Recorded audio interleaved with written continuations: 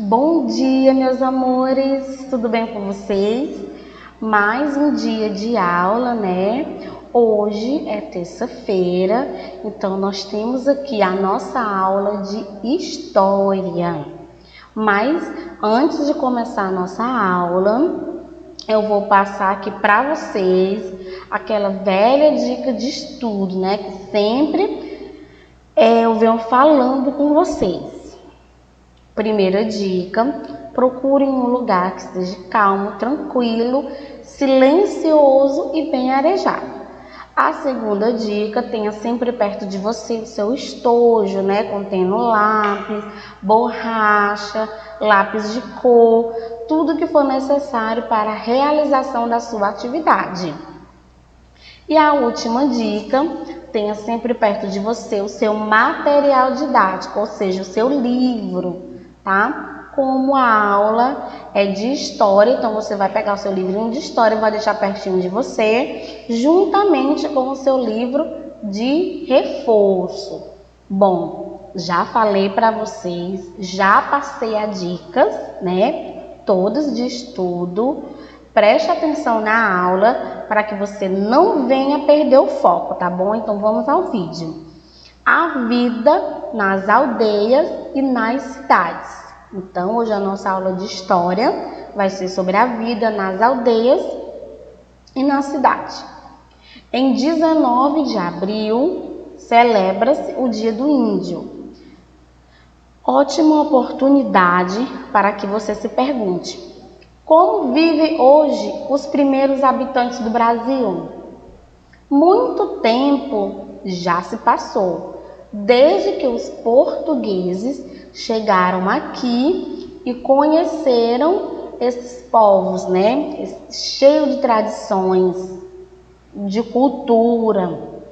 Mais de 500 anos depois, qual é o resultado desse encontro de cultura? Como é que hoje os índios vivem? Será que é como antigamente?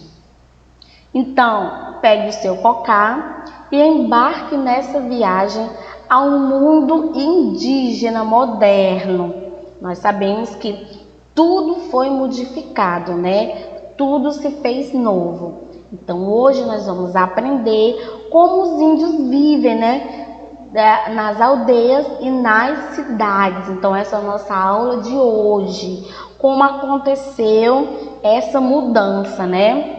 Você que é acostumado a pensar que os índios vivem na floresta, já os imaginou morando, né, no sertão ou na praia?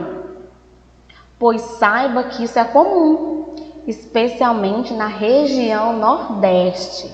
Apesar disso, a maioria dos 740 mil indígenas encontrados hoje no Brasil habitam regiões de florestas em terras destinadas pelo governo a eles.